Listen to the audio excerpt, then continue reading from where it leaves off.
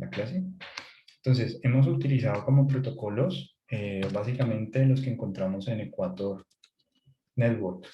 Principalmente aquí, digamos que dependiendo del diseño de investigación que nosotros hemos tomado, pues hemos seleccionado entonces un protocolo. Si yo, por ejemplo, tengo una pregunta de investigación y esta pregunta de investigación tiene un diseño, entonces digamos que muchas veces tenemos la dificultad en términos de hacer una diferenciación sobre diseño de tipo, digamos, de estudio. Nuevamente, cuando pensamos en los tipos de estudio, estaríamos hablando, digamos, en términos generales, como si tuviéramos una carpeta o un archivo donde ponemos todo lo cuantitativo y entonces todos los estudios cuantitativos se van a incluir ahí. Y otra carpeta donde tenemos todos los estudios cualitativos. Básicamente siempre hemos pensado que existen solamente esos dos grandes tipos de estudios, los cualitativos y los cuantitativos. Sin embargo, ha venido cogiendo fuerza una tercera manera de mirarlo y es la cualitativa y cuantitativa, es decir, los tipos de estudio que son mixtos. En ese sentido, entonces, muchos de nosotros pues no estaríamos muy familiarizados con este tipo de estudios porque requieren un poco más de tiempo en su realización. Por lo tanto, vamos por asuntos de tiempo y que sea un asunto práctico, es decir, que ustedes lo que veamos en clase lo puedan poner en práctica dentro de sus propuestas de investigación, pues es poner entonces al detalle cómo nosotros vamos a fijar lo que son los más comunes, es decir, los diseños cualitativos y los Profe, diseños, buenas noches. buenas noches, cuantitativos. ¿Sí? Profe, lo que pasa es que apenas pude entrar a la clase. Yo soy Valentín Ortiz. Valentino Ortiz, listo. Espérame, voy a pausarla. Entonces estábamos diciendo que tenemos cualitativos y cuantitativos. Entonces, ustedes seguramente se estarán preguntando un poco por las revisiones sistemáticas. ¿Dónde entran las revisiones sistemáticas? Y entonces aquí volvemos a hacer la misma salvedad. Cuando hacemos una revisión sistemática o una revisión exploratoria de literatura, ¿vale? Estaríamos dentro de la carpeta de investigaciones cualitativas. Y si utilizamos análisis estadísticos, entonces lo que tendríamos sería meteríamos la revisión sistemática dentro de una carpeta cuantitativa. Pero ya no se le denominaría revisión sistemática, sino que se le denominaría meta-análisis.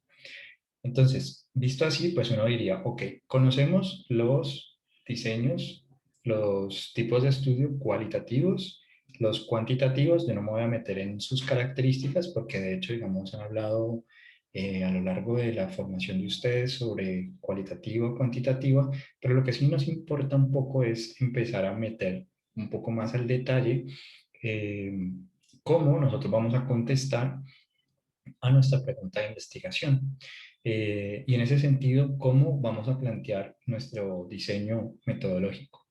Entonces, vamos a mirar cuáles son los estudios cuantitativos, sus características y los elementos que entonces necesitamos empezar a desarrollar. Aspectos como claves que tenemos que considerar dentro de la formulación de la metodología. Y por otro lado, vamos a tener en cuenta entonces también,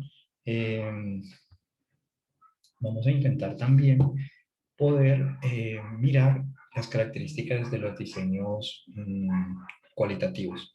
Ahora, un aspecto que es importante como subrayar, o más bien como que a ustedes, si no me ponen atención en nada más de lo que voy a decir, solo esto sería lo más importante para mí que les quede claro, que un método cuantitativo, ¿vale? Independientemente del diseño que hayan elegido, pero si es cuantitativo, el procedimiento para el análisis de los datos, es decir, cómo vamos a procesar esa información, a analizar esa información, a sacarle el jugo a esa información, si el procesamiento de esos datos lo hacemos mediante análisis estadístico, mediante procesamiento estadístico de la información, ¿listo? Esa es la característica distintiva del diseño o de los diseños cuantitativos, ¿vale? Entonces, digamos que si yo veo un estudio cualitativo, pero que dice que va a ser un análisis estadístico, sería un poco contradictorio, ¿vale? Digamos que no sabríamos muy bien la coherencia que tiene lo que está planteando. Entonces, lo cuantitativo, hacemos análisis estadísticos. Es decir, de entrada, si yo tomo una investigación de corte cuantitativo, es porque yo ya sé que voy a hacer un análisis estadístico, ¿vale? Ahora, si yo no voy a hacer análisis estadístico, ¿qué otra alternativa tengo? Y entonces ahí lo que vamos a hacer, el proceso de análisis cualitativo se le denomina codificación. Entonces, si bien no utilizamos un software estadístico, podemos utilizar un software de análisis de datos cualitativos, como el Atlas T, por ejemplo. O, pero en síntesis, lo que quiero como subrayar es que hacemos un procesamiento de la información donde ese procesamiento lo que busca es asignar códigos. Entonces, el proceso de codificación es un proceso netamente cualitativo. Entonces, si se utilizan códigos, ok, listo, ya vi tu chat, Profe, ¿sí? una cosita, lo que pasa es que acá Cuando hacemos el proceso de codificación, estamos en un proceso cualitativo. O sea, la asignación de códigos es un proceso netamente cualitativo. Mientras que un análisis estadístico sería un proceso netamente cuantitativo. Ahora, con eso en mente, entonces diríamos, muy bien, ¿cuáles son los diseños en los cuales yo voy a asignar códigos? ¿Y cuáles son los diseños en los cuales yo voy a hacer un análisis estadístico? Y entonces, lo primero que nosotros tendríamos que asumir es que en los diseños, como el reporte de caso, por ejemplo, este que tenemos aquí, el reporte de caso, un reporte de caso perfectamente puede tener análisis estadísticos, como también puede tener codificación. Es decir, yo puedo, y por eso también es importante que ustedes pues disfruten también de esa investigación si saben lo que están haciendo. Eh, el análisis estadístico lo utilizo para, si estoy haciendo una estadística descriptiva, pues para mostrar un poco cuál es el comportamiento de las variables, qué características tienen, cuántos son hombres y cuántos son mujeres, de qué edades, entre qué edades, cuál es la media, cuál es la desviación estándar. Ese tipo de características me ayudan un poco a mirar el comportamiento de los datos. Entonces yo puedo tener una serie de casos, 25 casos, 30 casos, y hacer un análisis estadístico de pura estadística descriptiva donde doy cuenta de el comportamiento de los datos. Pero además, yo también podría a esos mismos datos tomar las historias o los relatos que hay en las historias clínicas y hacer un análisis del discurso. Es decir, puedo coger lo que los pacientes dicen o los médicos dicen sobre el caso, lo que está reportado, y asignarle unos códigos. Ese proceso de codificación, pues yo quiero que se vea muy fácil, ¿vale? Pero tiene pues un proceso, un paso a paso. Entonces, ustedes normalmente han estado muy habituados al procesamiento de los datos de forma cuantitativa. Por ende, voy a hacer un mayor énfasis sobre el procesamiento de los datos de forma cualitativa para que ustedes también puedan, dentro de su plan de análisis, poder saber qué es lo que van a hacer. Entonces, significa, por lo tanto, que un reporte de caso como diseño de investigación, como protocolo de investigación, digamos, yo puedo decir, mi diseño es un estudio de caso y mi estudio de caso sirve muy bien tanto para elementos de análisis cuantitativo como para cualitativo. ¿Dónde lo vamos a ver con mayor regularidad, mayor frecuencia? En estudios cualitativos. Pero eso no significa que yo no pueda incluir, porque a veces creemos que si vemos un número, vemos la aplicación de un instrumento donde hay una puntuación, entonces porque se obtuvo una puntuación, entonces eso lo convierte en un estudio cuantitativo. No. Por ejemplo, ¿qué es lo que lo convierte en un estudio cuantitativo? Según lo que venimos diciendo, es la forma en que yo he procesado los datos. Es decir, si yo hago análisis estadístico de estos datos, entonces muy seguramente tengo más interés en una metodología cuantitativa que cualitativa, ¿sí? Entonces, el estudio del reporte de caso lo pongo como primer diseño, primer tipo de protocolo, porque nos permite hablar en simultáneo de ambas situaciones. O sea, podemos tener tanto análisis estadístico con una finalidad. ¿Cuál es la finalidad? Mostrar el comportamiento de los datos. Pero ahora, para ir más al detalle, yo quisiera conocer un poco los significados en torno a la muerte que tienen estas personas con estas características cuantitativas que acabo de mostrar. Pues entonces puedo hacer un análisis cualitativo de los datos. Por lo tanto, el producto de ese análisis es la codificación. O sea, voy a hacer un proceso de codificación. Entonces, por lo tanto, en ese orden de ideas, si hay algo que no me están entendiendo, pues me lo pueden escribir. Es decir, que si no hago análisis estadístico, ¿puedo utilizar un proceso de codificación? Exactamente, exactamente. Es decir, que lo que te convierte, lo que te pone tu pie y te ubicas ahí en esa carpeta es cómo vas a procesar los datos.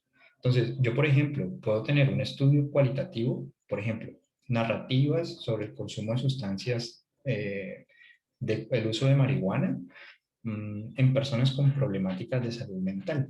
Entonces, fíjense en eso que acabo de decir. Voy a escribirlo por aquí. Voy a escribirlo aquí. Entonces, narrativas mm, sobre el consumo de sustancias psicoactivas en personas con problemas de salud mental. Entonces, estas narrativas que tengo de aquí, ya de entrada me empiezan a informar que el énfasis que yo le estoy dando, ¿no? Es a lo que las personas dicen. Por lo tanto, cuando nos estamos ubicando en un análisis de lo que las personas dicen, normalmente tiende a ser una investigación cualitativa, ¿vale?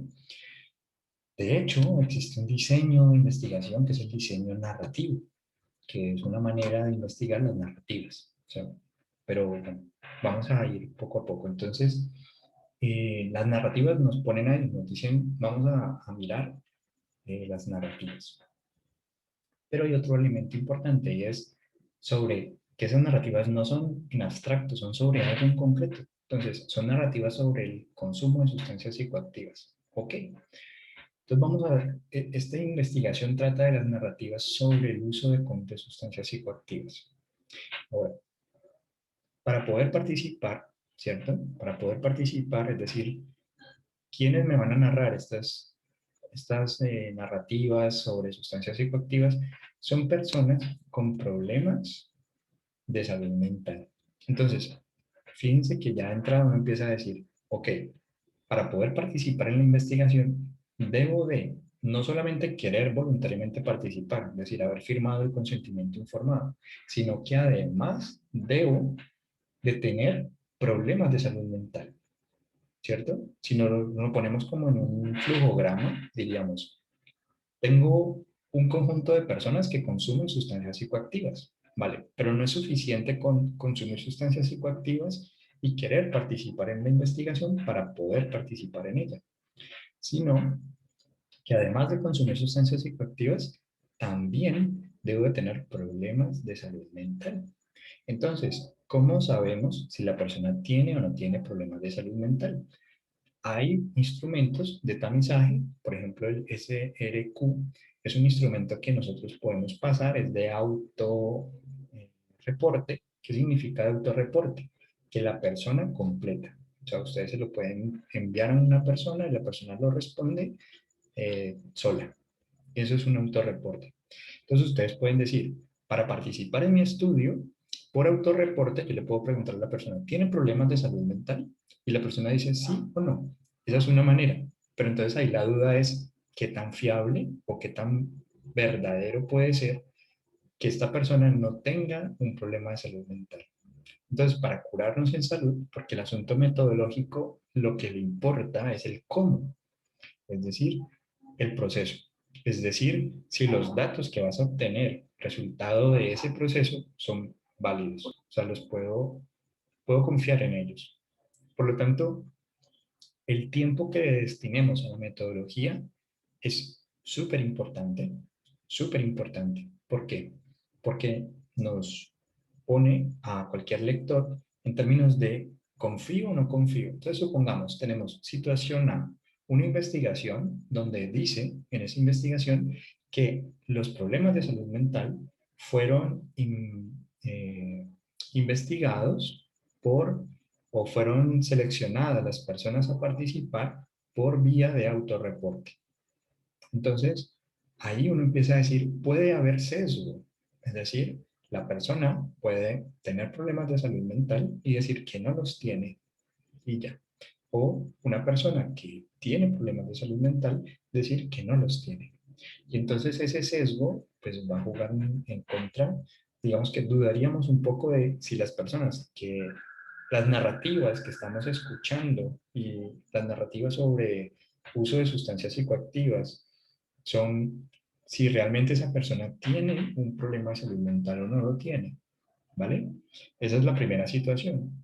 La segunda situación es donde, además, digamos, del autorreporte, o obviando el autorreporte, utilizamos un instrumento diseñado para evaluar problemas de salud mental.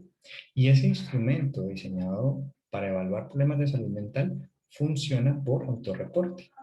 Es decir, se le pregunta a la persona y la persona contesta sí o no a un conjunto de síntomas y resultado de eso yo califico, se obtiene una puntuación y yo califico, digo, ¿tiene un problema o no tiene un problema? ¿Vale? En ese sentido, fíjense que hay una puntuación, es decir, una calificación. Pero yo estoy utilizando la calificación cuantitativa, pero la finalidad de mi estudio no es cuantitativa. O sea, van a aparecer números, sí.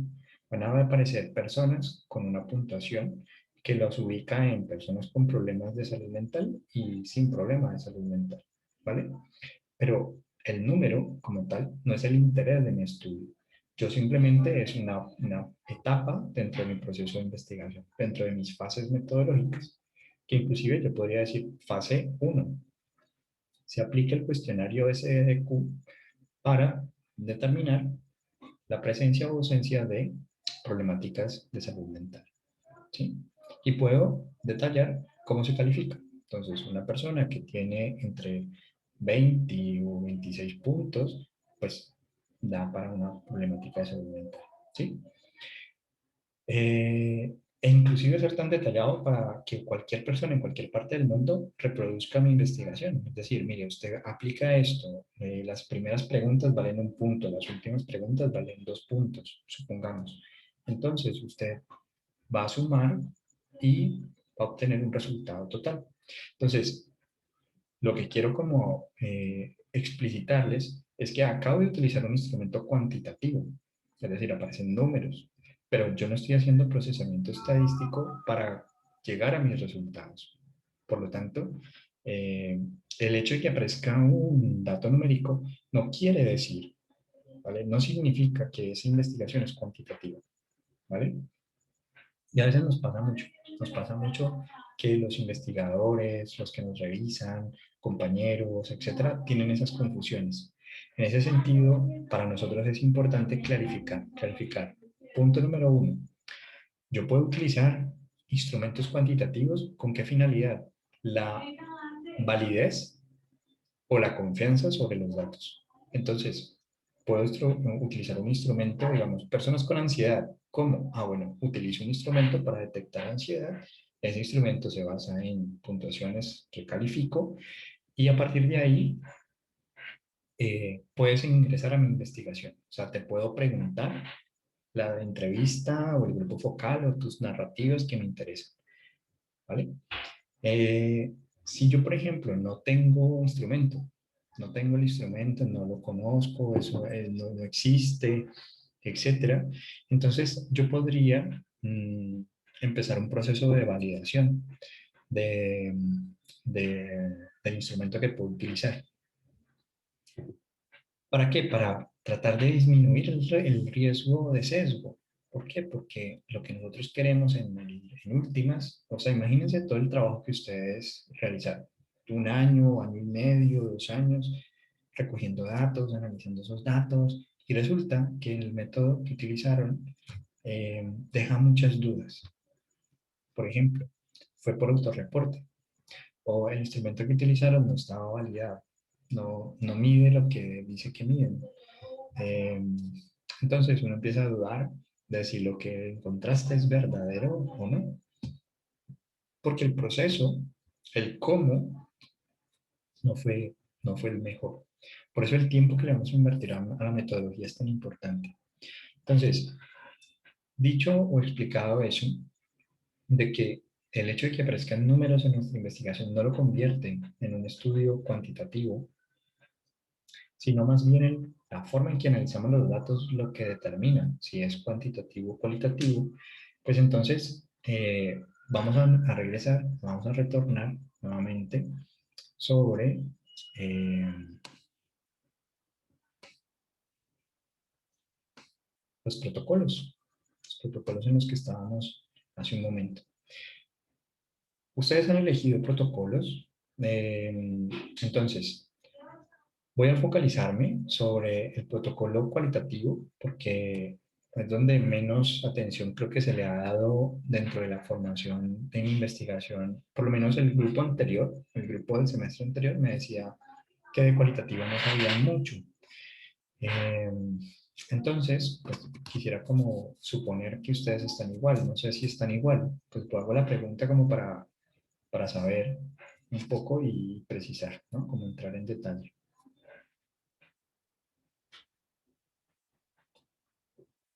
Sí, profe, muy poquito, la verdad.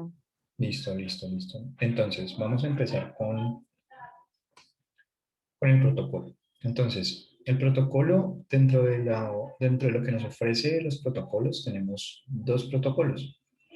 El primero, que es el que acabo de abrir, el SRQR, es el que típicamente vamos a utilizar, o sea, obligatoriamente vamos a utilizar.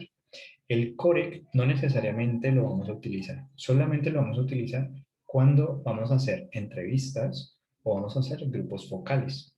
¿Por qué? Porque el COREC se focaliza especialmente sobre el apartado de recolección de datos y análisis de los datos.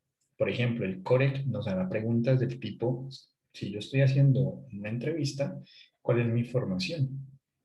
¿Quién soy yo para recoger esa entrevista? ¿Cuál es mi posición política? Eh, ¿Cuál es la teoría desde la que me estoy basando para analizar los datos? Hace mucho más énfasis sobre el lugar de la persona que recoge la información. Entonces, el COREC se utiliza en entrevistas y en grupos focales. Entonces, el COREC se focaliza sobre la técnica, por decirlo de alguna forma. Entonces, si yo voy a hacer la entrevista, pues además del SDQ, voy a mencionar el COREC para tener mayor precisión en lo que voy a hablar. Entonces, voy a abrir el SRQ. Vamos a ver esto por aquí.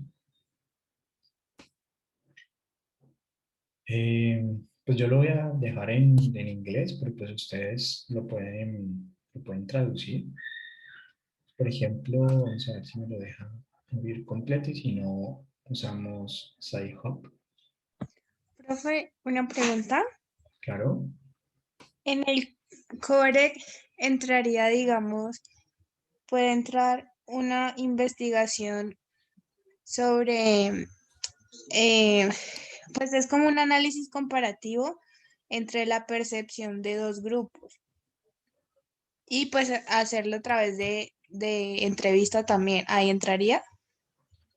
Ok. Si tú, digamos, quieres comparar la percepción en torno a un fenómeno común de dos, por ejemplo, unas madres que son del régimen contributivo, todas, y lo vas a comprar con madres del régimen subsidiado y quieres mirar respecto a la atención recibida, pues cuál es la percepción que tienen y Ujú. mirar esa comparación, supongamos. Sí, Vale. es como algo así. Sí, sí, claro, lo puedes hacer con el COREC. especialmente. ¿Por qué? Porque es que el SRQR, que voy a abrir a continuación, te da el marco de trabajo para la investigación cualitativa. O sea, aquí se incluye tu investigación. Por lo tanto, en el caso Profe, tuyo, ¿sí? una pregunta aquí pequeñita antes de que pues, continúes de explicarle a mi compañera. Si digamos, tú dices que ese sí o sí tiene que estar dentro de una investigación, pero digamos si uno utiliza otro, como ya lo habíamos puesto, también hay que utilizar los dos protocolos. Ok. ¿Te refieres a una investigación no cualitativa, sino cuantitativa? Por ejemplo, un estudio o una revisión sistemática o algo así. Ajá, pues sí, yo voy a hacer una revisión sistemática. Vale, Pero no, esa sería si tú, cualitativa. no, sí, exacto, o sea, aquí lo que estamos explicando está centrado es en la investigación cualitativa, exclusivamente, ¿vale? En la siguiente clase, creería yo, que vamos a entrar con revisión sistemática. Ahorita nos vamos a concentrar Pero la en, revisión sistemática no es cualitativa. claro, está dentro de la investigación cualitativa, ¿vale? Como para que no nos confundamos, está dentro de esa investigación cualitativa, pero tiene su propio protocolo. Es decir, tú no utilizarías SRQR para revisión sistemática, sino que utilizarías el que le compete a la revisión sistemática, que es el, el próspero, ¿no? ¿Cómo es que se llama el de la revisión sistemática? Scoping. Profe, El de, a ver, aquí tenemos el Scoping. Prisma. Ah, bueno, Y es claro, más. Prisma sería el de la revisión sistemática y el Scoping Review está dentro de la revisión sistemática como un complemento. Sería algo, digamos, mucho más focalizado. Ya veíamos un poco las diferencias entre Prisma y Scoping Review, pero ese lo vamos a profundizar en la siguiente clase, ¿vale? Vamos a meternos ya de profe, lleno con revisión sistemática. Dime. lo mismo pasaría con los estudios de casos y controles.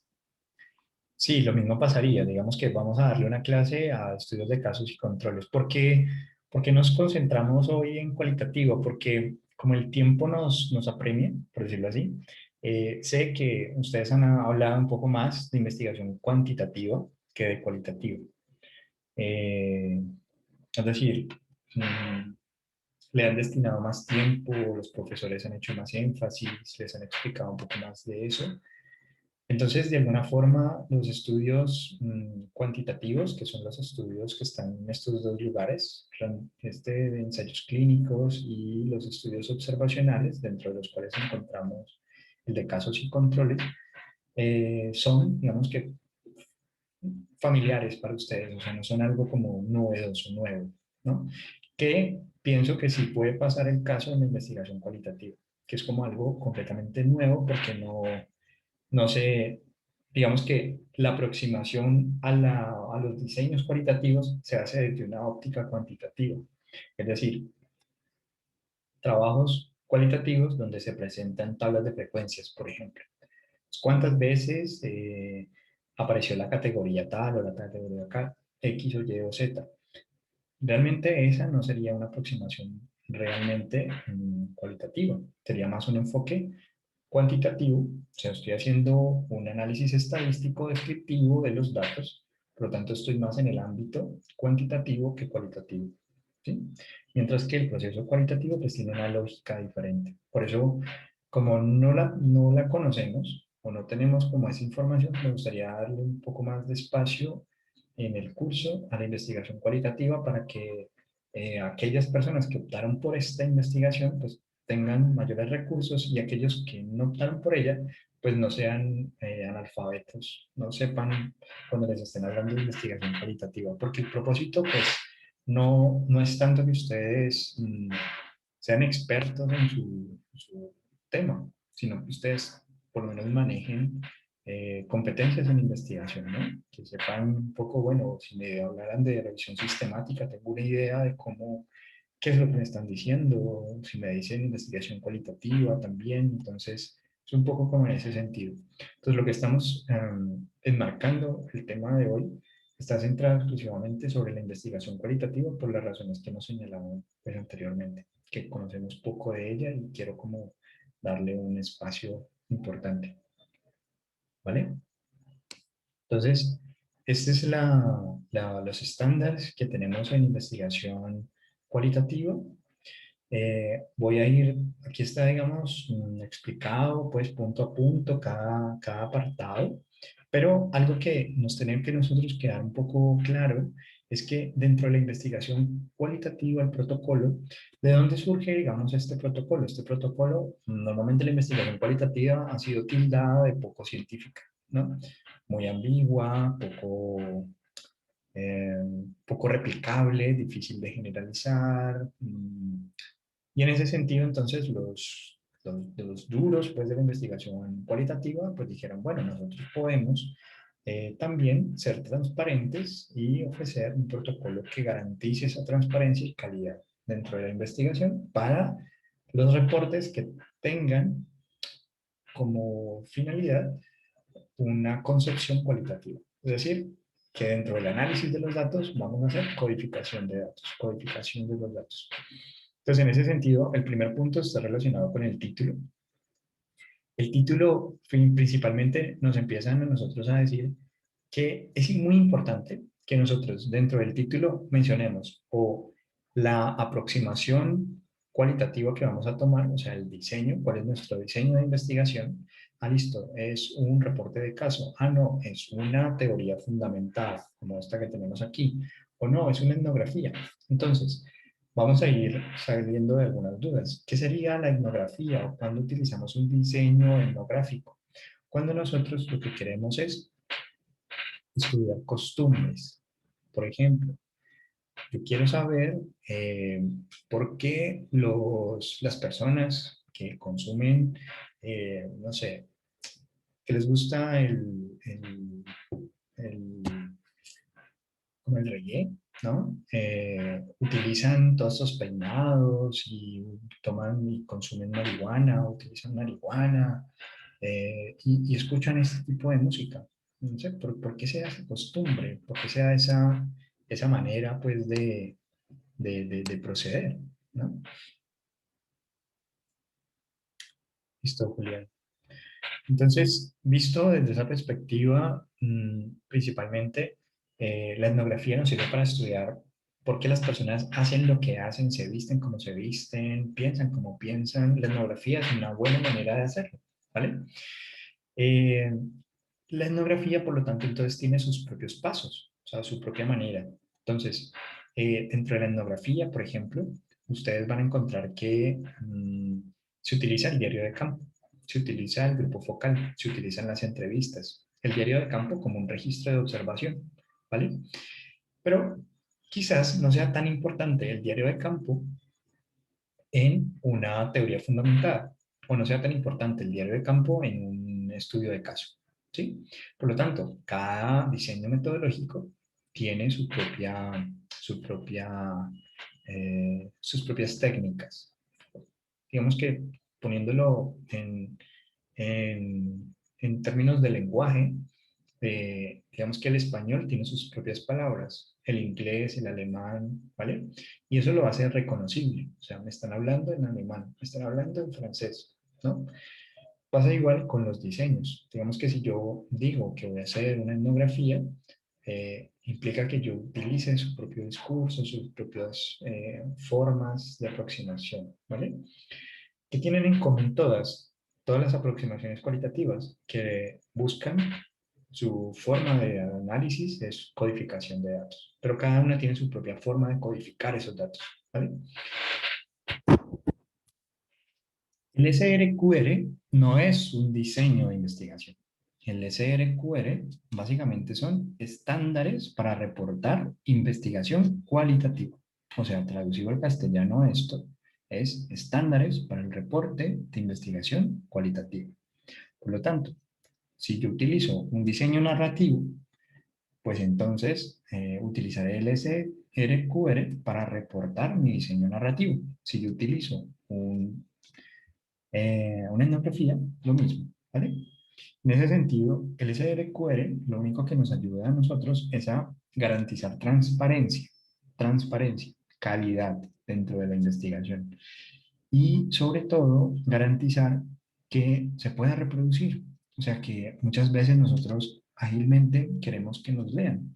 Entonces, los títulos que se basan en el SRQR tienen dentro de su título cuál es el fenómeno de estudio y la aproximación. Entonces, etnografía o teoría fundamentada o la forma de recolección de datos. Entonces, entrevistas, grupos focales, esa es la recomendación que nos hacen.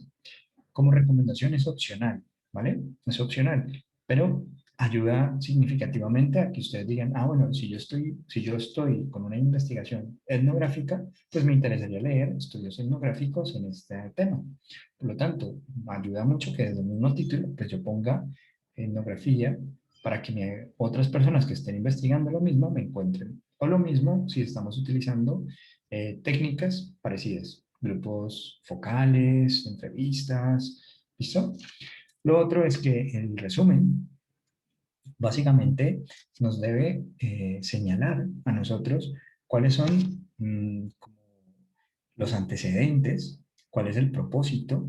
En los antecedentes principalmente es un poco mencionar por qué es importante la relevancia que tiene el tema. ¿De dónde sale el background? Normalmente sale de nuestra justificación y nuestro estado del arte, donde sabemos por qué otras personas han investigado esto, que son los primeros párrafos de sus trabajos, de sus artículos. Por ejemplo, este artículo no es la excepción, o sea, el SRQR fue reportado en una revista también, ¿sí? En Academic Medicine, y tiene dentro de su primer párrafo por qué es importante. O sea, es el background, el antecedente, como el contexto, ¿no? Y también el propósito, los métodos, los resultados y las conclusiones. Eso no es nuevo, eso es algo que manejamos, ¿sí? Dentro del título podría incluir que es un estudio comparativo. Sí, sí. Es decir, que nosotros los aspectos como claves de nuestro estudio los vamos a colocar allí. Por lo tanto, si ella pone un estudio comparativo, nosotros empezaríamos a esperar que su metodología permita hacer esa comparación y que sus resultados muestren qué encontró en esa comparación. O sea, empezaríamos a mirar grupo 1 versus grupo 2, sea en términos cualitativos o en términos cuantitativos. Y que por lo tanto la discusión lleve entonces al resultado, al mensaje que se quiere comunicar, ¿vale? Entonces, claro, nuestros títulos por ende son aspectos neurálgicos porque determinan si leemos o no leemos. Hay títulos que nos desaniman de entrada porque no los entendemos. Entonces, es importante que nosotros podamos poner en pocas palabras la intencionalidad de nuestro estudio. En la introducción, entonces, por ejemplo, nosotros tenemos una introducción. ¿Qué compone la introducción? Recordemos que esto es para el reporte, ¿no? O sea, el SRQR y todos los protocolos que estamos hablando acá se utilizan en la fase de divulgación científica, es decir, comunicación científica. Por lo tanto, estaríamos hablando de la fase de trabajo de grado 2, donde ustedes entregan un artículo versión publicable, ¿no? Un artículo versión con características de publicable, sea un capítulo de libro, artículo, etcétera, ¿no? En ese sentido, ustedes tienen un anteproyecto, un proyecto que va para comité de ética, para aquellas personas que van a trabajar con seres humanos, y aquellas personas que van a hacer revisión sistemática, pues no tendrían que hacerlo. Lo mismo, aquellas personas que van a trabajar con fuentes secundarias. Por ejemplo, voy a revisar historias clínicas del hospital simulado, o voy a revisar historias clínicas de la clínica odontológica de la universidad. Entonces, allí, digamos que voy a trabajar con fuentes secundarias y por lo tanto el consentimiento informado pues es un riesgo menor al mínimo y podría gestionarlo mucho más fácilmente. ¿Cuál es el uso que le voy a dar a la información? ¿Cómo voy a anonimizar los datos? Etcétera. Pero todo este asunto de los anteproyectos van a terminar quedando en un producto final, que es una versión tipo artículo. En ese sentido, los artículos tienen un formato de I, que sería la introducción, M, que serían los métodos, R, que serían los resultados, ¿sí? Y D, que sería la discusión. Entonces, un formato I, M, R y D. Por lo tanto, si nosotros lo pensamos en términos de nuestro proyecto de investigación, la introducción estaría compuesta por el planteamiento del problema, estaría compuesta también por la justificación, el marco teórico, el marco legal, etcétera, etcétera, etcétera. Todo ese conjunto de datos, todo eso va a estar desplegado en nuestro anteproyecto, pero nosotros de ahí vamos a tomar y por ende entonces, por eso el protocolo es importante, porque nos dice en últimas qué es lo que realmente importa. Es decir, si yo voy a tener un planteamiento del problema, una formulación del problema, ¿qué es lo que tengo que mencionar? Entonces, nos dice aquí el protocolo, que debe estar claramente descrito el problema y su significancia. O sea, ¿por qué eso es un problema? ¿Por qué eso es un problema o por qué ese fenómeno hay que estudiar? Una revisión también de la teoría que es relevante, o sea, no, y fíjense en esta palabra que es importante, a veces ustedes por llenar páginas ponen cualquier teoría. La idea no es esa, la idea es colocar la teoría que es relevante. ¿Cómo sabemos si una teoría es relevante o no? Porque es una teoría que a nosotros nos importa. Es decir, esa teoría nos permite plantear la pregunta o nos permite justificar o nos permite eh, ampliar, por ejemplo, entender, digamos, el fenómeno. Entonces, la teoría relevante es aquella teoría que sí vamos a utilizar dentro del trabajo. O sea, no sirve una teoría que ponemos en el trabajo que nunca más volvemos a recorrer o volvemos a citar. Entonces, si yo estoy discutiendo, por ejemplo, en el apartado de la discusión más adelante, yo podría tomar la teoría que es relevante. Entonces, ¿qué sería relevante? Pues uno podría fijar la relevancia en términos históricos, es decir, ¿cuál es el principal autor que habla de este concepto? ¿O cuáles son los principales autores que hablan de este concepto? Para hacer eso, nosotros, yo les había mostrado en clases anteriores cómo ingresábamos, por ejemplo, a Scopus. Scopus, digamos, es una muy buena fuente de información porque nos ayuda significativamente en esa búsqueda, ¿vale? De información relevante. Entonces ustedes todos pues tienen sus cuentas, sus IDs, que es la misma con la que ingresan a consultar. Y entonces, ¿cómo yo puedo buscar información relevante? Entonces, lo primero es que Scopus nos ayuda rápidamente, súper rápidamente. Entonces, supongamos que voy a tomar, por poner un ejemplo así súper amplio, ¿no? Entonces, en cognición, la cognición pues está bastante grande. Yo puedo decir aquí, analizar los resultados, todos estos resultados. Entonces, al darle en analizar a todos estos resultados, lo que Scopus me va a mostrar es un resumen, básicamente visual, gráfico, del estado del arte. Por lo tanto, para yo decir, bueno, ¿cuál es la teoría relevante? Podría basarme en darle una utilidad a la herramienta de Scopus, análisis de los datos. En ese análisis de los datos, entonces nos encontramos con que la cognición aparece desde 1878 hasta el 2021. Ahora, ¿cómo yo puedo decir que pueden ser elementos o teorías relevantes? Yo voy a poner documentos por autor y me muestra 15 autores, que son los principales. Aquí me muestra los primeros, creo que 10, ¿no? Pero si yo quisiera que me aparecieran los 15, pues simplemente le doy chulito, chulito, chulito y me los va mostrando, ¿vale? Pero de entrada nos está diciendo que uno de los principales autores en cognición se llama Dewey, ¿vale? Y en ese sentido, entonces, podríamos empezar a entrar a consultar cuáles son los artículos de este señor, los artículos de este señor y los artículos de este señor. Pensaríamos que con eso estaríamos hablando de teorías relevantes en el ámbito de estudio. Ahora, si yo tengo más específico mi tema, pues mucho más sencillo, ¿no? Es decir, vamos a tener los autores que hablan del tema de interés, porque cognición es demasiado hambre. Entonces, volviendo nuevamente, Profe, ¿sí? una pregunta.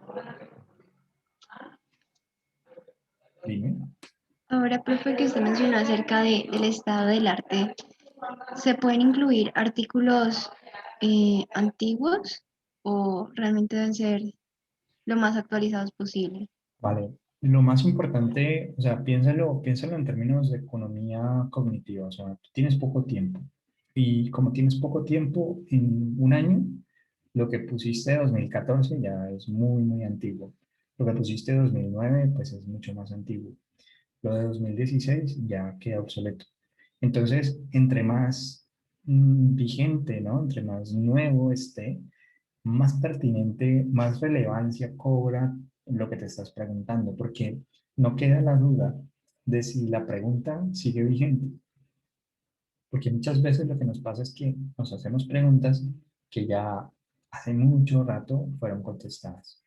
Entonces, a veces uno tiene un estudio sobre factores relacionados con el bajo fósforo en pacientes de diálisis, no sé, por poner un ejemplo. Y resulta que, pues, ya hay muchas investigaciones sobre factores asociados.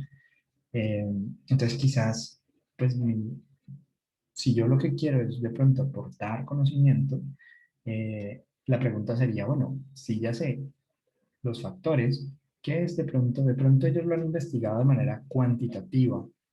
¿Qué pasará entonces de forma cualitativa? ¿Qué tanto se sabe sobre la percepción que tienen las personas con diálisis sobre esos factores que los están afectando? Si le preguntáramos a una persona sobre su calidad de vida relacionada con la salud de este aspecto, ¿qué diría?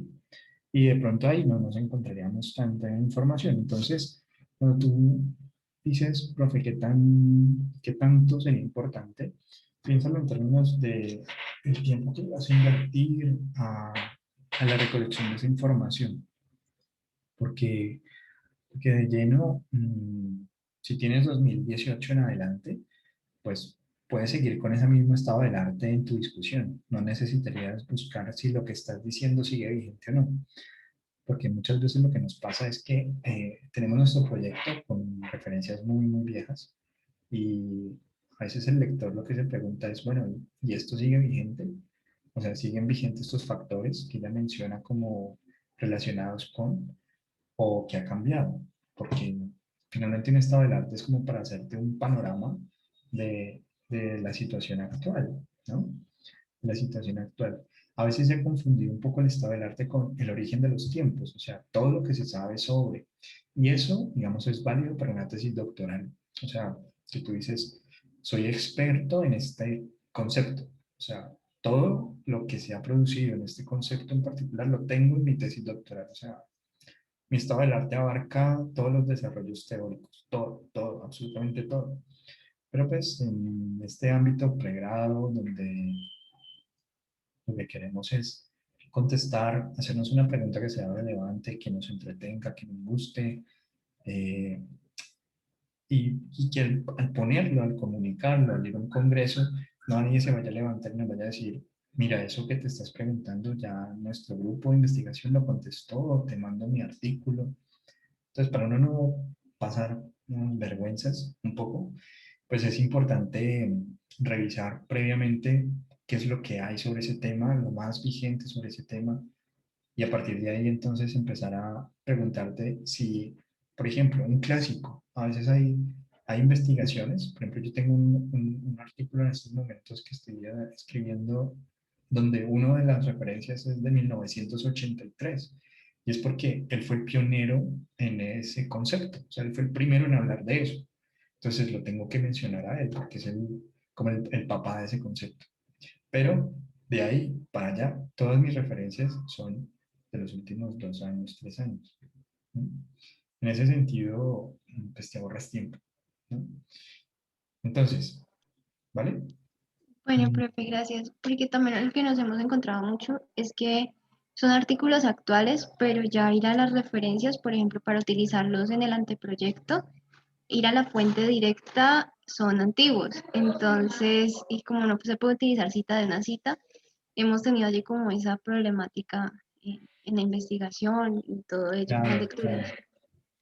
Bueno, pero pongamos el ejemplo puntual a mirar si lo podemos resolver. Por ejemplo, si, mira, por ejemplo, este es un artículo de 2014 que, digamos, si yo estoy diciendo, bueno, yo seguí, o sea, mi reporte a nivel metodológico, yo utilicé el protocolo SRQR para investigación cualitativa y pongo mi referencia. Entonces, bien, aquí 2014. Ahora, sí hay dentro de mis artículos. Tenemos artículos, por ejemplo, mira, por ejemplo, Anales de Medicina, ¿no? Esta es una revista que es Q1, es top, digamos, es una de las referencias de medicina actualmente. Mm, Y si nosotros, digamos que quisiéramos hacer una búsqueda aquí sobre los artículos que están. Porque, ¿qué pasaría? Que, entonces, los artículos 2021, por ejemplo. Este es uno que está en progreso. 21 de enero del 2021. Entonces, si lo quisiéramos consultar, ¿cuáles son las referencias que utiliza, digamos, este artículo? Entonces, este artículo es 2021, tiene una referencia a 2006, 2010, 2001, ¿vale? 2010, 2014, 1999, 2003. Pero entonces, si nosotros empezamos a mirar el detalle, o sea, este no pude haber encontrado un ejemplo que contradiga más lo que les acabo de decir, ¿no? O sea, prácticamente todas las referencias 2020, o sea, un artículo recién publicado 2021 en una de las principales revistas de medicina, tiene muchos artículos antiguos, ¿no? No encontramos, digamos, referencias más antiguas. ¿De qué trata el artículo? Mm, ¿Qué puede explicar, ¿no? ¿Qué puede explicar un poco esta situación?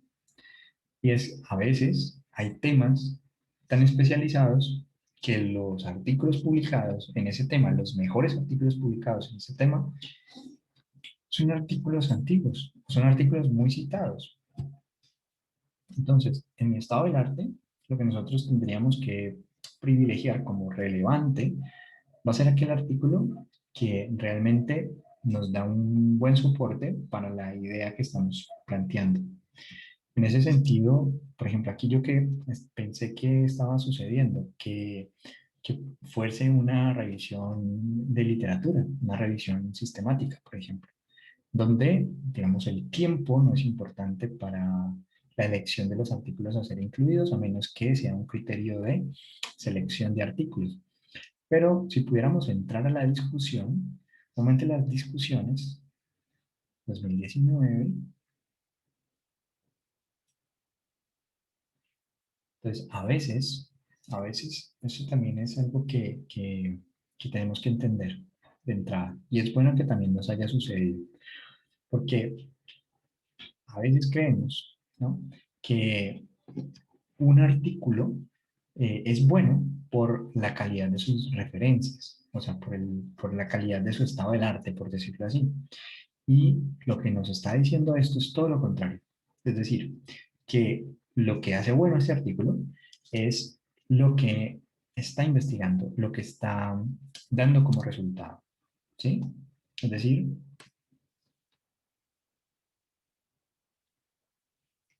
bueno, casos de mujeres con esta sintomatología. Y entonces esto, como tal, lo hace pues bastante interesante para la revista. Entonces, miren que Si los resultados nos los reportan como análisis estadísticos, pues de entrada nos estaríamos nosotros aproximando a decir, hay un diseño cuantitativo que se ha elegido.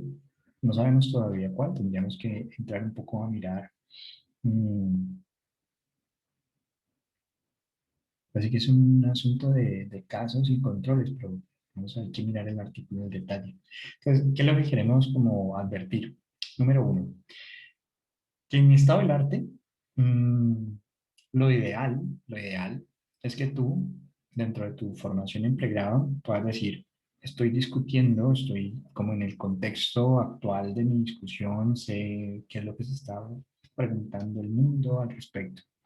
Pero también, como el caso de este artículo, eh, si tengo dentro de las referencias aquellos autores, aquellos artículos que son lo suficientemente eh, pertinentes. Porque parece que el tiempo como que no ha cambiado mucho lo que se dice del 2016 a ahora. Digamos, puede que este ámbito en particular, o sea, yo no soy médico, entonces en este ámbito en particular, de pronto no haya cambiado mucho lo que se sabe al respecto.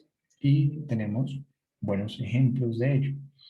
Entonces, es interesante que ustedes puedan decir, bueno, el artículo que yo estoy revisando es un artículo que primero me permite a mí hablar algo acerca de mi trabajo de investigación. Ejemplo, me sirve para soportar por qué voy a elegir un instrumento particular. Entonces, me sirve para soportar el instrumento elegido. O me sirve para soportar mi plan de análisis. O me sirve para soportar mi justificación. O me sirve para dar cuenta de un estado del arte, es decir, de cómo se ha investigado. Por eso los estados del arte muchas veces están compuestos de metaanálisis, de revisiones sistemáticas, de artículos de revisión, porque las revisiones sistemáticas, los metaanálisis y los artículos de revisión comparten una característica común, y es que revisan un conjunto de artículos que comparten esa característica. Entonces, un conjunto de artículos que hablan sobre mi fenómeno de interés son revisados en un solo artículo, que es la revisión sistemática. Por ejemplo, en este, acá, había por ahí uno de revisión de metaanálisis.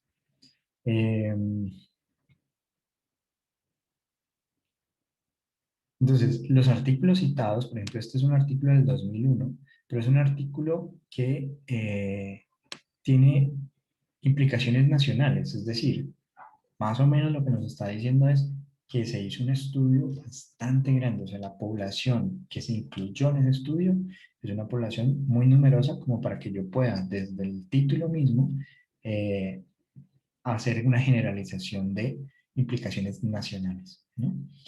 Entonces, en ese sentido, los años uno puede pasarlos cuando tenemos muy buenos artículos, como por ejemplo guías clínicas, ¿no? Entonces, la guía clínica con la cual se está haciendo el estudio es por ejemplo, en el caso de aquí, el SRQR, es utilizando ese del 2014, no ha salido una nueva. Si saliera una nueva, pues utilizaríamos la nueva. Pero el asunto es como ese, como que yo reconozca dentro de mi estado del arte aquellos puntos clave, aspectos como neurálgicos que yo voy a abordar. Entonces, un aspecto relevante sería los años. Otro aspecto relevante sería si el estudio que estoy incluyendo, por muy viejo que sea, es un estudio que lo dice, por ejemplo, el papá, el creador de ese concepto, o es un gran estudio. Por ejemplo, la de salud mental de Colombia. El estudio de salud mental de colombiano fue en 2015, no tenemos un nuevo estudio. Por lo tanto, muy seguramente dentro del estado del arte de salud mental, o sea, cualquier investigación que hable de depresión, ansiedad, consumo de sustancias, etcétera, etcétera, etcétera, relacionado con el ámbito de la salud mental, sí o sí va a tener que incluir dentro de su estado del arte mm, esa encuesta, así haya sido el 2015, ¿vale? En ese sentido, entonces, como para sopesar un poco cómo nosotros hacemos el ejercicio de eh, identificación de artículos relevantes. Años. Otra fuente también es el título, o sea, si el del título nos dice, es, bueno, muestra nacional, implicaciones nacionales, eh, Europa, por ejemplo, muchos de los estudios de cáncer están relacionados con el mundo. Entonces te dicen factores relacionados al cáncer, digamos, de seno en el mundo. Entonces, ese artículo pudo haber sido publicado en el 2006. Y vale, o sea, si no hay nada nuevo, pues vamos a utilizar de referencia a este. Si nuestra investigación es en cáncer de seno. En ese sentido, entonces, es como para que uno vaya seleccionando un poco. Me gusta entonces que hayamos encontrado ese artículo que también nos permite no ser tan dogmáticos en decir solo los más recientes en años. ¿Listo? No sé si tienen otra inquietud, pregunta. Gracias, profe. Vale, vale. Bueno, entonces, volviendo nuevamente a nuestro protocolo que estábamos utilizando de los estándares, ¿dónde lo tengo?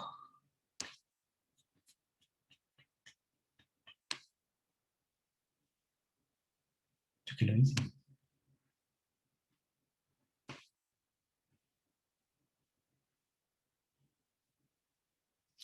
Primero,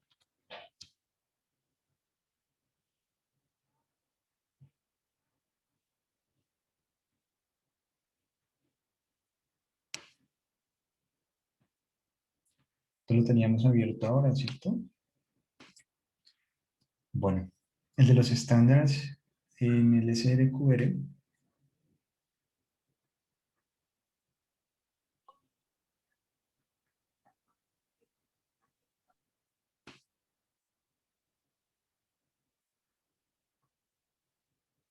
Bueno, este es un suplemento que también se puede descargar. Entonces está explicado punto a punto cada aspecto. El por qué, algunos ejemplos, ¿vale?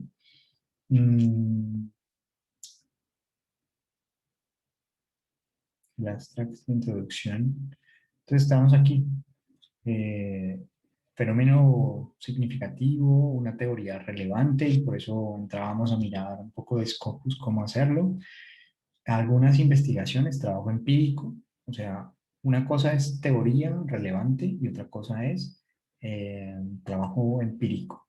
Entonces, la teoría relevante sería los modelos vigentes o típicos relacionados al fenómeno, al concepto, que eso puede provenir de diferentes instituciones o diferentes autores. O sea, un autor que pone una teoría y dice, bueno, el fenómeno se compone de estos elementos a nivel teórico. ¿Listo? Y eso es la relevancia teórica. ¿Listo? Pero también un trabajo empírico. Y entonces las investigaciones, los artículos que tienen método, resultados, son artículos de este orden, que recogen datos y los analizan, son artículos empíricos, trabajo de campo, ¿vale? Y por lo tanto, un estado entonces del problema. Entonces, por lo tanto, debe ser bastante explícito la, la formulación, digamos, del problema, ¿no? ¿Cuál es el problema en sí? Y eso nos lleva entonces a cuál es la pregunta de investigación, o objetivos específicos o preguntas de las cuales se desprende el estudio. Entonces, algunos de ustedes tienen 2 preguntas, 3 preguntas, otros tienen objetivos específicos, o objetivo general y objetivos específicos. Entonces, en la introducción, lo que nos están diciendo es que la introducción termina, el último párrafo de la introducción terminaría por decir el objetivo del estudio o las preguntas que quiere contestar este estudio son tal, tal y tal. O el propósito del estudio es, y los objetivos específicos son, ¿vale? Y va dentro del mismo párrafo, ¿ok? Dentro de los métodos, entonces llegamos al aspecto de cuál es el paradigma de la investigación. Entonces, cada diseño, entonces decimos, es decir, si tú por ejemplo dices, yo no estoy haciendo una investigación cualitativa. Eso no dice mucho. O sea, te ubica un poco en el paradigma, pero aún así le falta como el apellido. Entonces, cualitativa, pero ¿con qué diseño? O sea, ¿de qué forma? ¿De qué forma vas a hacer la cualitativa? Entonces, la aproximación cualitativa sería nuestro diseño cualitativo y entonces ahí podemos tener desde etnografía, que habíamos hablado de las costumbres, la teoría fundamentada donde la utilizamos cuando hay un fenómeno poco conocido, un fenómeno en el cual hay poca investigación al respecto y lo que queremos es producir teoría. O sea, vamos a crear teoría. La teoría fundamentada y la fenomenología, estas dos, fenomenología, teoría fundamentada, son de las más rigurosas en investigación cualitativa. Es decir, si tú dices voy a hacer teoría fundamentada, va a tener un nivel de rigor bastante alto. Y eso, digamos que lo vamos a ir detallando más adelante. El estudio de caso también hace parte de la investigación cualitativa y se utiliza para estudiar una institución o un conjunto de personas que tienen una enfermedad común o una problemática que es poco usual, ¿no? El caso de McDonald's, el caso de... ¿Listo? En ese sentido, se comparte una característica que se vuelve el objeto de estudio y ese caso, por lo tanto, representa muy bien ese fenómeno de estudio.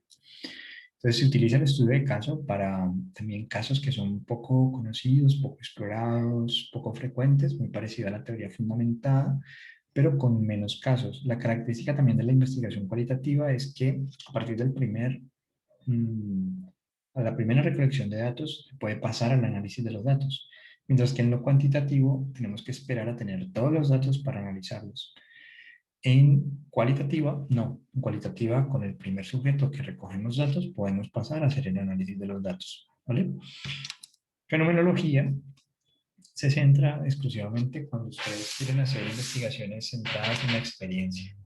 O sea, experimentar cuál es la experiencia de los hombres durante la lactancia materna, cómo se sienten, ¿no? Cómo piensan.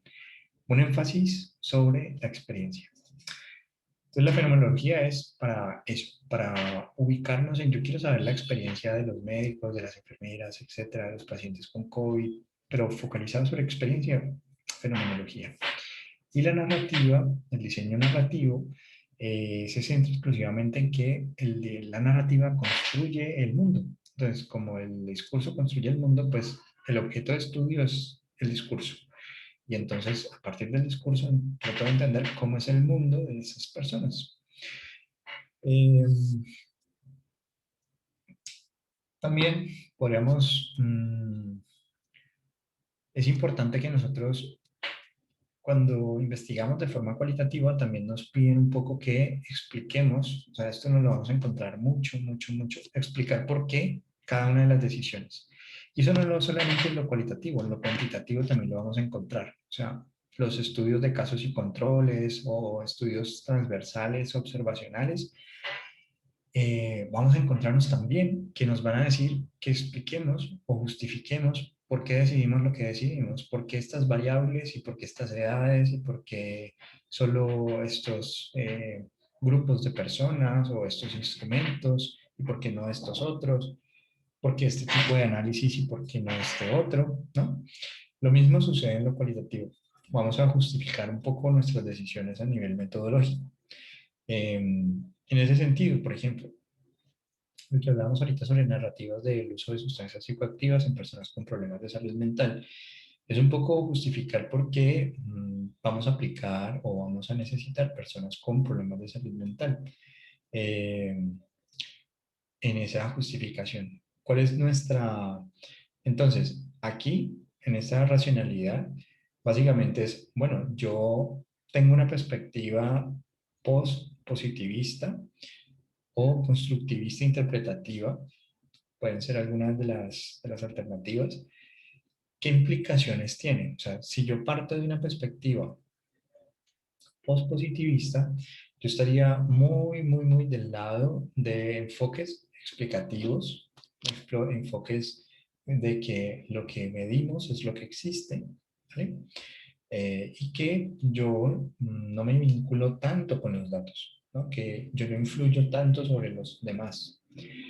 Mientras que si yo me pongo en un lugar constructivista interpretativo, pues estoy diciendo en últimas todo lo contrario, que yo sí afecto a las personas con mi presencia, que construimos la realidad de forma conjunta y que, por lo tanto, entonces, casi que la investigación cualitativa es un poco ponerme o reconocer más bien cuáles son mis teorías sobre lo que voy a encontrar, como que cuál es mi paradigma de investigación, ¿vale? Es como cuál es mi posición epistemológica, ¿no? Entonces, eh, si tomamos narrativa, fenomenología, estudio de caso y etnografía, podríamos estar en el lado constructivista interpretativo, y si tomamos la teoría fundamentada estaríamos un poco más en el lado pospositivista.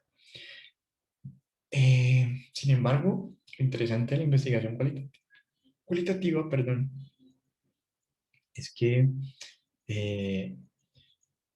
casi que asume de entrada que ustedes como investigadores, así como es muy flexible, pues para saber yo el riesgo de sesgo, para disminuirlo, pues yo tengo que poner en palabras cuáles son mis creencias. O sea, ¿qué asumo yo como investigador que me voy a encontrar? ¿Cuál es mi posición como investigador, como persona, con este fenómeno? ¿Sí? Eso es importante porque nos ayuda a disminuir un poco el riesgo de sesgo. Otro aspecto también importante es las características del investigador y su capacidad reflexiva. Entonces, aquí es importante, por ejemplo, cuál es la experiencia que tengo como investigador, como estudiante, en este caso, cuáles son mis atributos personales, o sea, soy católico, supongamos que estoy investigando sobre homosexualidad. Bueno, pues puede jugar un papel importante que yo sea muy ortodoxo, y entonces es importante que yo lo explicite. O sea, estoy investigando en esto, pero no tengo mucha experiencia con la homosexualidad, o tengo mucha experiencia porque dirijo, no sé, una ONG sobre identidad sexual, etc. En ese sentido, entonces, las características del investigador, pues, son importantes a considerar. ¿Cuál es la relación con el participante que estamos asumiendo? O sea, ¿cómo nos vamos a relacionar con ese participante? ¿Qué presuponemos?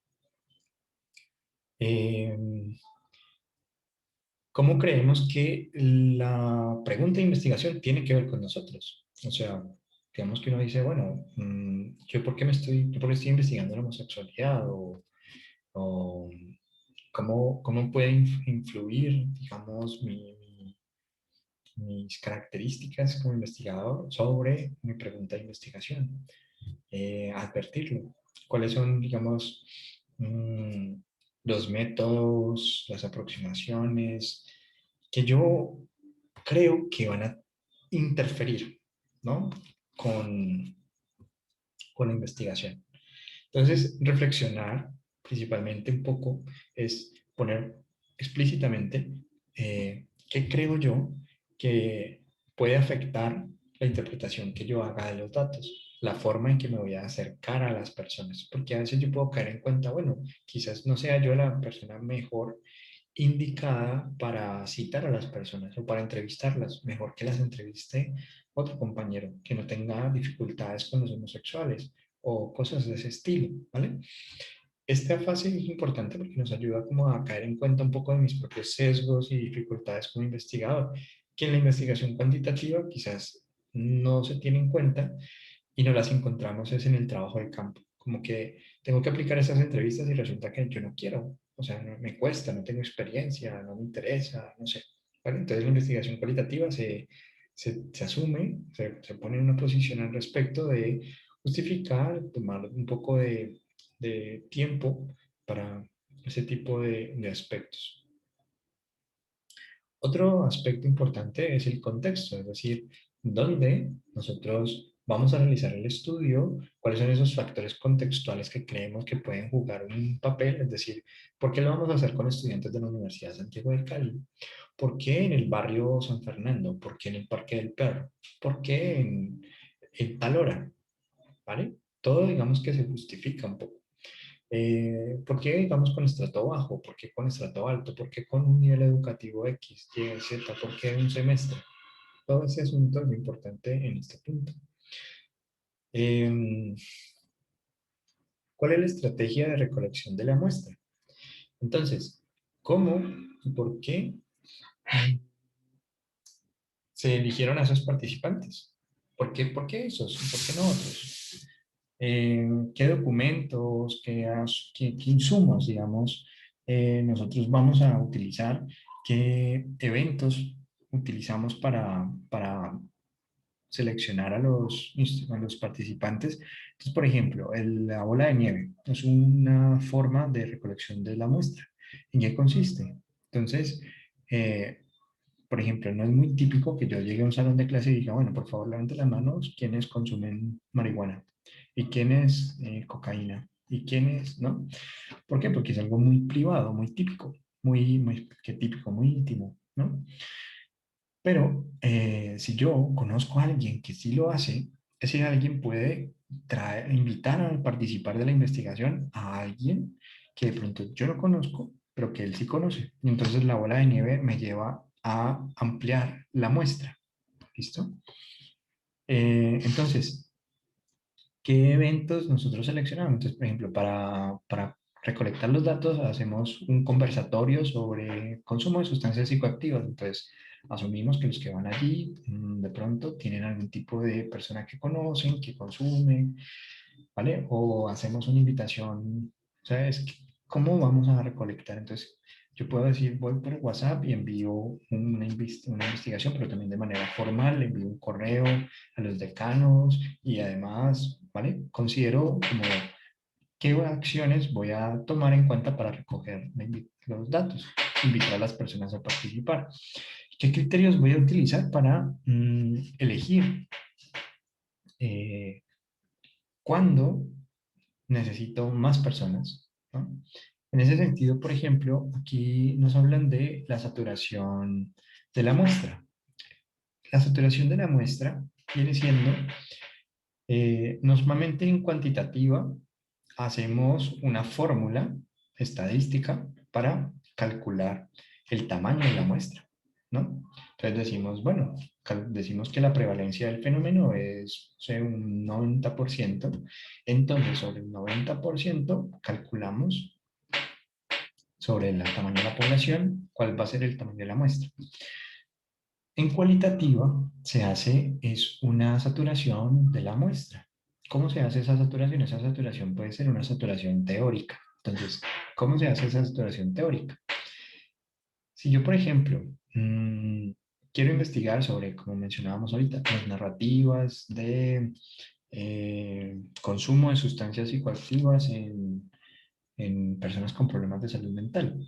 Entonces, una saturación de la muestra sería que, por ejemplo, ahorita lo que mencionaban de la comparación entre madres que cotizan versus madres que no cotizan, ¿no? Y entonces, para saturar la muestra, entonces yo diría, bueno, ¿cuántas madres necesito eh,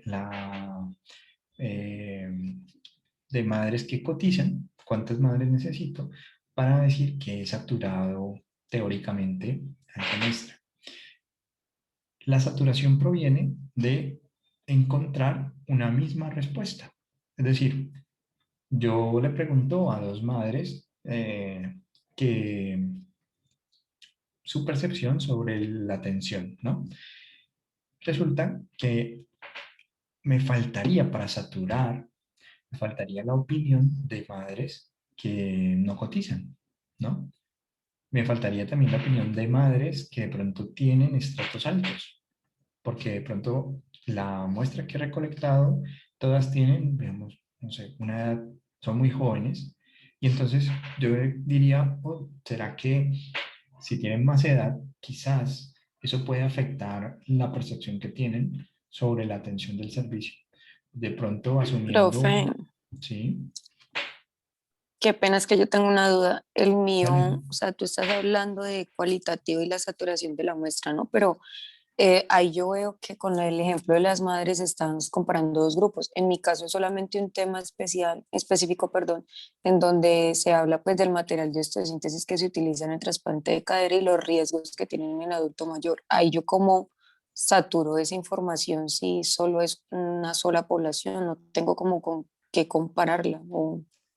Vale, sí, digamos que se entiende tu pregunta es porque estamos hablando de que en cuantitativa, digamos que lo que tendríamos que hacer es en el plan, digamos, de selección de muestra, tú tendrías que saber cuál es la población total de mujeres en ese régimen, en uno y en otro régimen, para entonces calcular cuánta muestra necesitas obtener para poder generalizar esos resultados. Supongamos que si tienes un 10% de la Profe, pero el mío es población. cualitativo, no cuantitativo, ¿no? Yo soy en Ah, ok. revisión exploratoria de la literatura. Por eso te decía que como dices que Sí. no de forma cuantitativa, sino cualitativa para generar la saturación de la muestra.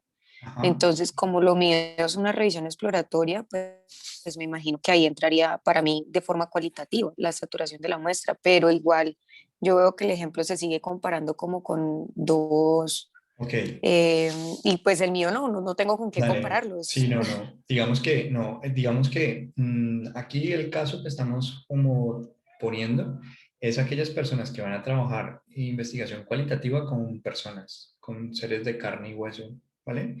O que en su defecto van a hacer análisis de historias clínicas, de documentos. Ahí estamos haciendo investigación cualitativa, que puede ser una revisión documental o puede ser una etnografía o estudio de caso, etc. En el caso tuyo de la revisión exploratoria de literatura, lo que vamos a encontrar es que la selección de la muestra, o sea, de qué artículos van a ser incluidos y cuáles no, va a derivarse de tu pregunta pico, de la pregunta de investigación que tú tienes. Porque en la pregunta pico tú tienes cuáles van a ser tus resultados para la salud, que son importantes. Entonces, si a ti te interesa, por ejemplo, un resultado para la salud puede ser que lo que es el trasplante de cadera, hay una medición respecto a eso y tú dices, se les aplica, no sé, supongamos un estándar de calidad de vida y a esas mujeres se les pregunta un poco sobre si su calidad de vida mejoró después de la cirugía, ese es el resultado para la salud. Entonces, solo te interesan artículos que dentro de sus resultados reporten calidad de vida relacionada al trasplante de cadera. No te interesan otro tipo de artículos. Por lo tanto, eh, en tu caso en particular, la saturación, digamos, teórica aplica eh, solamente si estuviéramos haciendo un análisis de contenido una vez tienes tus resultados seleccionados. Es decir, la saturación teórica no estaría contemplada entre una revisión sistemática de literatura. ¿Sí? Digamos que tu saturación Listo, profe. para selección de muestra, la haríamos es sobre la pregunta pico. Digamos que tus criterios de inclusión va a ser la P, el fenómeno, la población, la I, que sería la intervención o el fenómeno de interés que te interesa, el comparador que a veces está presente o no. Entonces, digamos que tú tienes un comparador versus dos grupos de mujeres. Entonces, ahí tienes tu comparador y un resultado para la salud. Y con eso, entonces tú ya te vas a decir, ok, de la población total de artículos que hablan de trasplantes de cadera en mujeres y demás, vas a seleccionar solamente aquellos artículos que cumplan con tus 4 criterios. O sea, que hablen del fenómeno, pero que también comparen un grupo de mujeres con otro grupo de mujeres y así sucesivamente. ¿Vale? Pero eso digamos que lo vamos a, Vale, profe. como a profundizar en otra clase. Aquí entonces, lo que estábamos mencionando es que la saturación teórica, ¿no? Por ejemplo, cuando nosotros vamos a hacer una selección de la muestra en mi estrategia cualitativa, entonces yo digo, bueno, supongamos que yo quiero saber por qué se dan los lanzamientos de piedras en las marchas, ¿no? Entonces, yo empiezo diciendo, bueno, ¿quiénes pueden participar? Ah, no, pues pueden participar, no sé, creo que es porque aparece la policía. Entonces, voy a la marcha, observo la marcha y resulta que cuando aparece la policía, no es que se dé la violencia, no lo explica. Entonces diría, bueno, entonces no es por la aparición de la policía. ¿A quién tengo yo que incluir para seguir como indagando? Voy a preguntarle entonces a una persona de izquierda, ¿vale? Porque cree que se da la violencia en una marcha. Pero también digo, pero si me quedo solo con los de izquierda, tendré una posición sesgada, por lo tanto no alcanzaría una saturación, no abarcaría todo. Necesito saturar, y para poder saturar, entonces necesito la opinión del de derecha. Ah, no, listo, pero es que este de derecha, además de eso, es religioso, supongamos. Bueno, necesito uno religioso, digamos de izquierda, pero al mismo tiempo uno de derecha que no tenga ninguna creencia, que sea ateo. Y miremos entonces si las respuestas se mantienen. Porque si empiezo a encontrar mismas respuestas, significa que se saturó. La saturación es como si ustedes ubicaran un vaso, ¿vale? Un vaso. Y en ese vaso empezáramos a echar, o sea, cada que entrevistamos, damos información, se va llenando el vaso. La saturación aplica cuando no le cabe más a ese vaso, se empieza a desbordar, encontramos lo mismo. Entonces, en últimas, como para que lo pensemos un poco, la investigación cualitativa, realmente esto lo vamos a terminar en la siguiente clase, pero supongamos que mi categoría es violencia, ¿vale? Entonces la violencia, empiezo a encontrar respuestas que son azules. Entonces se empieza a teñir mi vaso de azul. Pero de un momento a otro le pregunto a un ateo y resulta que ya no es azul sus respuestas, sino que son amarillas. Entonces significa que necesito seguir preguntando para ver qué más colores aparecen, ¿no? ¿Qué más respuestas aparecen? Y si empiezo a encontrar los mismos colores, significa que alcancé la saturación. No necesito preguntarle a nadie más. Entonces, en investigación cualitativa, el tamaño, digamos, de la muestra no se hace por fórmula matemática, sino que se hace por una muestra intencionada. ¿Listo? Entonces, la muestra y la estrategia de muestreo es una estrategia de muestreo intencionada. Entonces, primera característica cualitativa de investigación para la elección de la muestra es que es intencionada. ¿Intencionada para qué? Para alcanzar una saturación teórica. Entonces, lo que buscamos es alcanzar esa saturación teórica. ¿A cuántas personas le vamos a preguntar? A tantas personas como sean necesarias para alcanzar la saturación teórica. Ahora, uno sí puede decir, bueno, números impares, 3. ¿Por qué? Porque con 3 personas desempato. Uno dice que sí, el otro dice que no, y el tercero desempata. O este dice que la violencia es porque la policía, el otro dice que es porque la economía, y el otro dice que es porque la policía. Pues perfecto, desempatamos, policía. ¿El asunto cuál es? Que buscamos impares, 3, 5, 7, 9, para, normalmente la saturación se alcanza con un promedio de 9 personas. Algunos otros autores tienen aproximaciones de decir que con 6 personas es suficiente.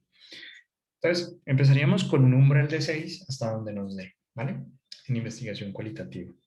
Pero si tomamos diseños como estudio de caso, podríamos irnos a profundidad. O sea, con una sola persona es suficiente, ¿vale? Yo voy a dejar hasta aquí. Les envío el video.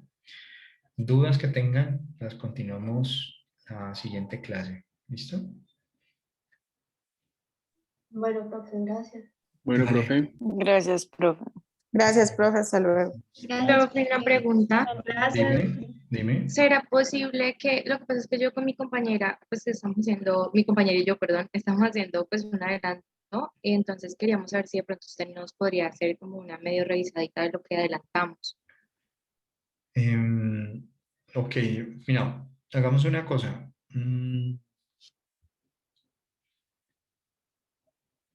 Por lo menos esta semana está un poco difícil. Pensémoslo para la otra semana, que me lo envíen. Igual vamos a ir adelantando a ver si podemos compartirlo, revisarlo, para que todos también vayamos pues socializando como nuestros avances, ¿vale? Vale, pues Profe, muchísimas gracias. Vale, un gusto.